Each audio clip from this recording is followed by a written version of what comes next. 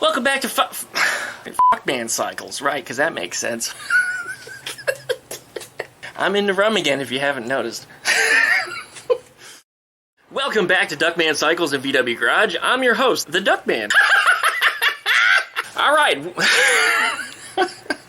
We're back today working on Eleanore, my 1956 Volkswagen Beetle with a chop top, which is why her front windshield is so small. If it's your first time joining my channel, this is a Beetle that I rescued from what was junk. I mean, there was not much left of this car. It was a piece of junk. It was collapsing. It literally broke in half. So I cut it into pieces and rebuilt it the best that I could. I knew I was not going to get it back to the original proportions, the original shape, so I built custom. But what we've got today is we've got Eleanor's gas tank, and I'm still working on this thing, and I think this is like, I don't know, the 5th or 6th video in the series. Pardon me, if you will, because, well, I'm in the rum again today. It's been a quiet afternoon. It's a little cloudy out. It might start raining. I don't know. Don't really care if it does. If it does, I'll just pack it in. But I'm continuing to do a little bit of grinding away at this thing, and I got a new tool. And this was referred to me from Earl Shiflett over at Custom Car Creations. Oh boy, Classic Car Creations. I knew I was going to get it right.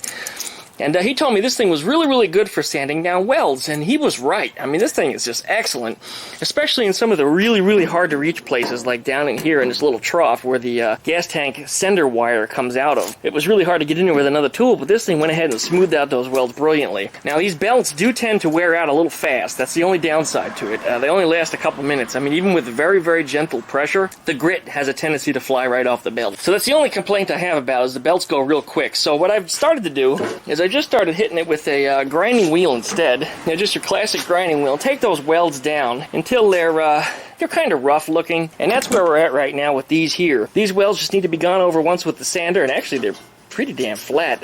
I mean, I think on camera they look like they're not, but they actually are quite flat. I mean, very, very little filler is going to be needed on that. I went around the tank and filled in a couple of pinholes here and there. There was a couple of pinholes right here. You can also use a sanding disc or a flap wheel on the flat surfaces like this, and rather than using these guys, I'd rather use these for the smaller, harder to reach places. Again, Earl, thank you for that. That was a great idea. Now, Earl has his own YouTube channel too, so make sure you check out Earl over on his channel. I'll post a link either at the bottom of this video or down in the video description. Now, as always, if you like my videos, please give me a thumbs up on these videos. You know, please like, comment, share. I want to know who's watching my videos, so say hello. Tell me who you are. If I haven't heard from you before, I especially want to know who it is that's watching my videos. I really appreciate you guys. This channel is growing tremendously. I mean, really, really fast as far as how it used to grow. I mean, it was a pretty slow, tedious thing over the last 12 years. But all of a sudden, you know, I'm starting to get 10 times the subscribers that I used to, a lot more of the comments, and within a couple days, sometimes I get 1,000 views on one video, and that's huge to me, because it used to be, you know, maybe a couple dozen. And 1,000 is a lot, in my opinion. I do have some friends, like A-Bomb, for example, that'll get 14,000 on a video overnight, but I'm not there yet. A-Bomb is actually a friend of mine. He lives just around the corner from here, not too far. I'm actually the one that got him started on YouTube. He was posting on a forum for a long time, and he ended up with the most popular thread on that forum, and I said, why don't you start posting YouTube videos, man? You can start making some money. And for a long time, he thought I was the weirdo. Turns out, well, the Duckman was right, and the apprentice ended up becoming the master. So he's way ahead of me as far as what he does and the things that he does. So if you haven't checked out A-Bomb's channel, check him out also. He's a really good guy. He does some really good machine work and some really good welding. He's helped me a lot of times in some of my projects. He hasn't helped me with this yet, but I'm going to ask him to. Well, actually, I already have. I'm waiting for him to respond as far as the special wheel bearing sleeves that I need made for this thing, because I have to adapt Porsche wheel bearings to the Volkswagen spindles that are on here. So we need to get with him on that one. We'll try to make a video together demonstrating as to what I need to do and what he's doing for me on that. But anyway, I'm going to continue hammering away at this gas tank, sometimes quite literally, beating the living shit out of it to try to get it into the shape that I need. Now, this is a custom gas tank, and we do have a contest currently running for this. If you haven't seen this series before, you need to get on up on Duckman Cycles VW Garage Facebook page, and you want to look for the thread that says the gas tank contest. What we're doing is we're guessing what the new capacity is of this tank, since I mounted the 1956 top on a later model bottom. It's probably going to have an increased capacity. We don't know how much by yet, and even I don't. I haven't cheated yet and taken some measurements. I probably will.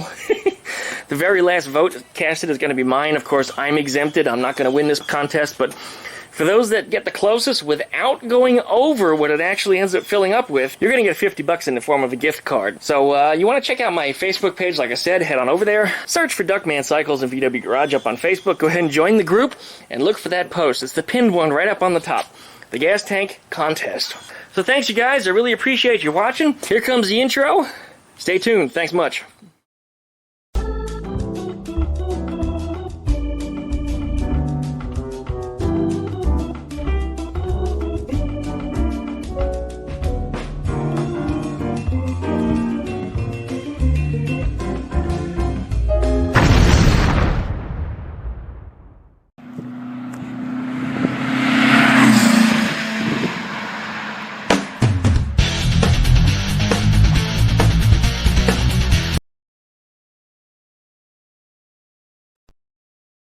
I'm about 3 fingers deep, diddling up a rum and cola again, having a good time here, so if I slur a little bit, sorry you guys, doing the best that I can. But yeah, it's been a quiet afternoon, it's hot as hell out here, it's probably in the mid-90s, humidity's way up, and it looks like it might even storm again, but with that said, a nice cool beverage certainly hits the spot on a day like today. I think we've about got the tank the way we want it right now. Time for the phosphoric acid. You guys have seen me use this before. And down below in the video description, you can find out how to get some of your own. And what this will do is it will seal the bare metal and it will remove the rust that's apparent anywhere else. You just give it a really good coating of this. And then we're going to let it sit overnight. Still a little bit of paint on there. I thought I got it all off. The other good thing about this stuff is if there happens to be a pinhole in one of my welds somewhere, it'll actually show up. But we're going to do a water test on this anyway. I just wanted to stop as much of this rust from preventing my paint and coatings and whatever else to stick. Before I work on this tank again tomorrow, it gives me a chance to let it sit overnight.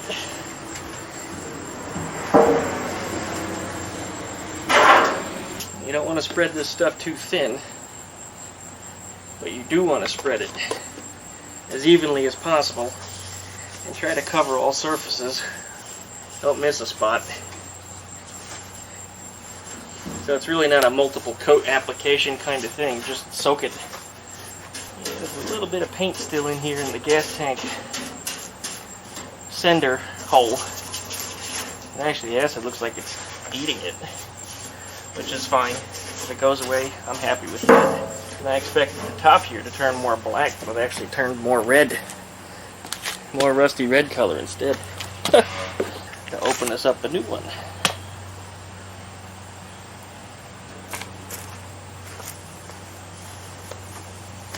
Ooh, this stuff is much more volatile than the other. I can catch a whiff of it.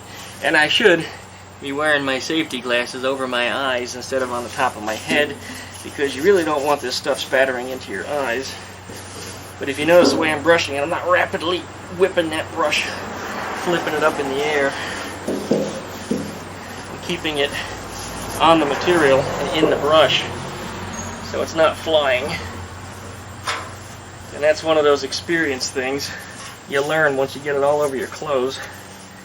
Whether it be this or parts cleaning solution, or even if it's just bleach because you're working on something in the house. There we go, just like on the inside of the tank. The rust on the top is starting to get eaten off and the bare metal is starting to show through. Even more so on the backside over here. Cheap brushes are exactly that. Cheap. The bristles tend to fall out of them. And always get right in your workpiece. And if you're painting, of course, it gets in your paint. You don't want them in your acid either, because when the acid dries, it'll glue them to the surface, and it's really difficult to pick them off. I want to get a little on the inside and the bottom too. Yes, I do have the bottom corked. We'll let it soak inside there too. I'm actually going to pick it up and shake it. Maybe this is a good idea before I add water, because it will cause the rust to become inert, and it puts an iron phosphate coating on the surface. So when the water hits it, it won't continue to rust it and make more of a mess out of the inside, which I had nice and clean before. Okay, we're going to let that soak for a little while. Got to get some of these loose bristles out of here again. There it is. We'll let it sit. Made a bowl of homemade chili. That's right, I filled up the crock pot the last couple days and I let it cook for, I don't know, about 18 hours or so. I like to let it cook a long time. It lets everything soak up the spices and everything really, really well. Excellent chili. I do a good job on this one. If you want some good diet food, this is it right here. Very, very low sugar. Really, really low to protein. Got a lot of fiber. Makes you poop, makes you fart. You'll lose weight, guaranteed. Duckman diet right here. Well, there's the tank sitting for about an hour. That phosphoric acid is certainly doing its job. It's looking real good here. I don't see any more rust evident on the outside of this tank. I'm going to let the phosphoric acid dry, and tomorrow morning, when this tank is all nice and dry, we'll fill it up with water, and we'll start looking for the leak test, and then we're going to start tacking around the little spots wherever there is. Now, I don't know if you can see, well, I don't see it anymore, but I actually did see a couple of pinholes of light that were right along here, and I mean, they were really small, but when I looked down in there, I did see them. It was about 4, right around through the corner here. I'm expecting that there will probably be more than that. Not too big of a deal. We'll just go around and get it fixed. If you like this video, don't forget to like, comment, and subscribe. Don't forget to pluck that little dingle belly that you see down there in the corner. And if you enjoy my videos, you might enjoy my other channels as well. I've got a channel, Vivi the Duck VV. I've got Duckman Cycles, and I've got Skeeter the Duck. You can also check me out on my brand new Facebook page. Join the group over there. Type in Duckman Cycles in the Facebook box, or look down in the video description for one-click links that'll get you all these places.